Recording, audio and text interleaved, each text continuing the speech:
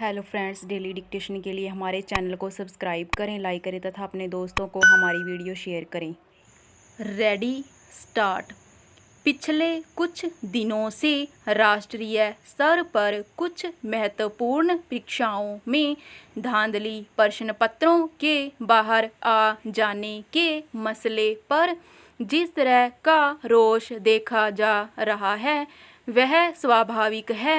ऐसे हर विवाद के बाद सरकार का यही आश्वासन सामने आता रहा है कि वह मामले की जांच और दोषियों के खिलाफ कार्रवाई करेगी, मगर वर्षों से यह समस्या बदस्तूर कायम है।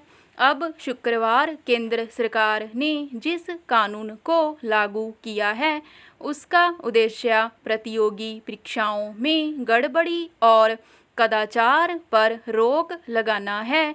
दरअसल करीब 4 महीने पहले लोक परीक्षा विधेयक 2024 को मंजूरी मिली थी और अब इसे कानून की शक्ल में लागू किया गया है।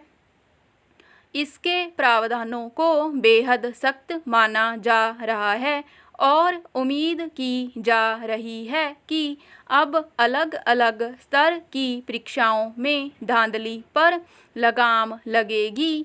हाल में नीट और यूजीसी नेट की परीक्षाओं में प्रश्न पत्रों के बाहर आ जाने और अन्य गड़बड़ियों से उपजे विवाद के बीच इस कानून को लागू करने के कदम को महत्वपूर्ण माना जा रहा है। पहला, गौरतलब है कि इस कानून का मुख्य उद्देश्य संघ लोक सेवा आयोग, कर्मचारी चयन आयोग, रेलवे, बैंकिंग भर्ती परीक्षाओं और राष्ट्रीय परीक्षा एजेंसी आदि द्वारा आयोजित परीक्षाओं में अनुचित साधनों के प्रयोग को रोकना है।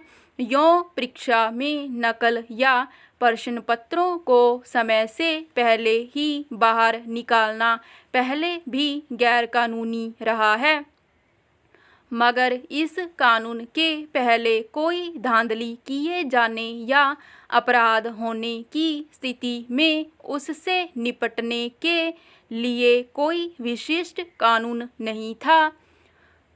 अब अगर नकल कराने जैसी अवैध हरकत के आरोप में कोई पकड़ा जाता है, दोष सिद्धि की स्थिति में उसे न्यूनतम 3 से 5 वर्ष तक के कारावास और ऐसे संगठित अपराध में शामिल लोगों को 5 से 10 वर्ष तक की जेल की सजा दी जाएगी।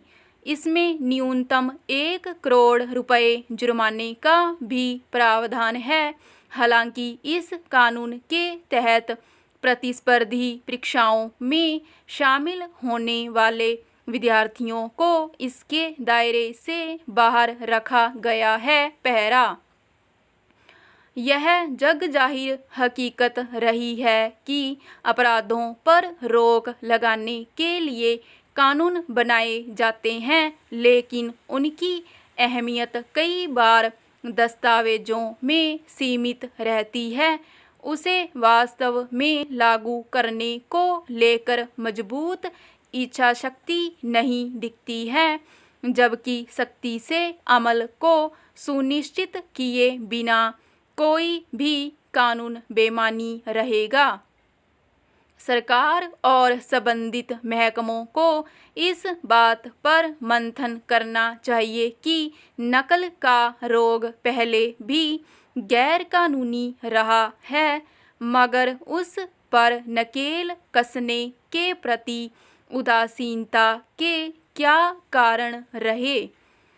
आखिर किन वजहों से स्कूल कॉलेज स्तर की परीक्षाओं में नकल की बीमारी नौकरियों और चिकित्सा या इंजीनियरिंग पाठ्यक्रमों में दाखिले के लिए होने वाली परीक्षाओं तक में फैल गई।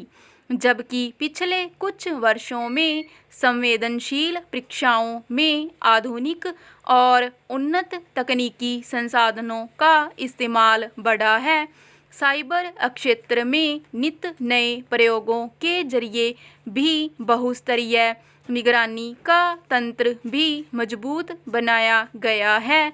इसके बावजूद राष्ट्रीय स्तर पर बेहद अहम मानी जाने वाली परीक्षाओं में नकल या प्रश्न पत्रों के बाहर आने जैसी धांधली को रोकने में सरकार नाकाम रही।